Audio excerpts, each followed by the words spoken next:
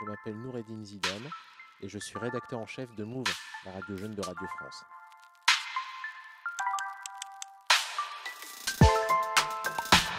Pourquoi avoir choisi cette voie? Quand j'étais petit, j'étais fan de sport, je lisais beaucoup France Football, 11 mondial, je voulais être journaliste sportif. Petit, j'écoutais aussi des matchs de foot à la radio.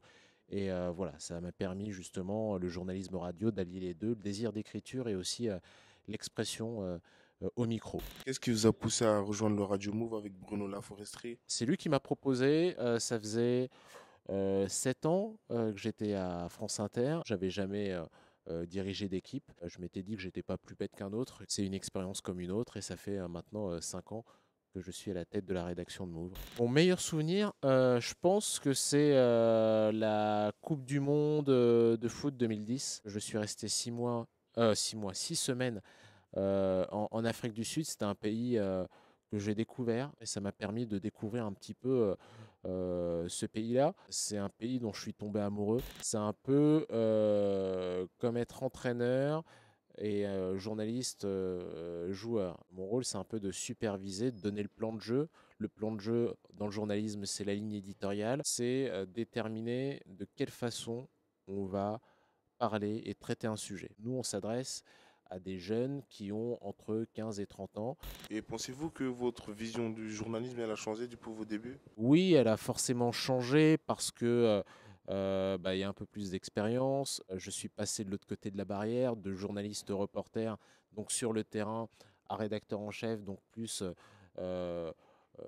en back-office, en supervision. Quel conseil pourriez-vous donner à des jeunes qui souhaitent se lancer dans le journalisme? Le conseil, c'est de faire une école de journalisme reconnue. La formation en alternance, qui est vraiment une super voie, notamment à Radio France, où il y a 4 ou 5 écoles qui sont en convention avec le groupe et permettent de faire de l'alternance. L'école de journalisme apprend la technique, mais il y a aussi le fond, la personnalité, et ça, il faut la cultiver avant. Après, il y a des écoles qui ne sont pas reconnues.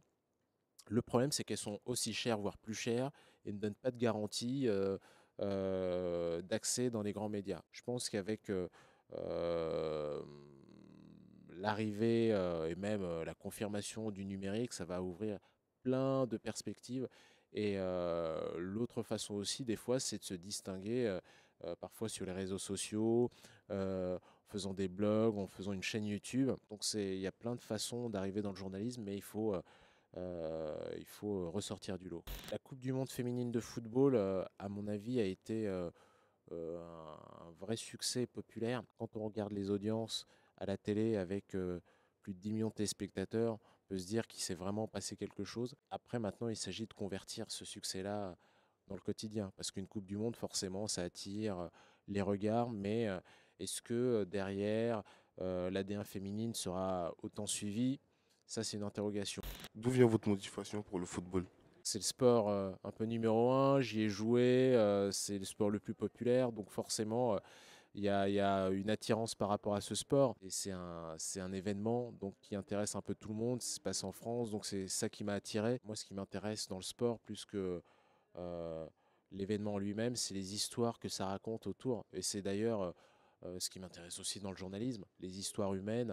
Du coup, nous vous remercions, monsieur Noureddine Zidane. Nous vous offrons cette carte. Play, avec donc une demoiselle qui avec quelque chose dans les mains. J'imagine que ça doit être une console de jeu. Ça m'inspire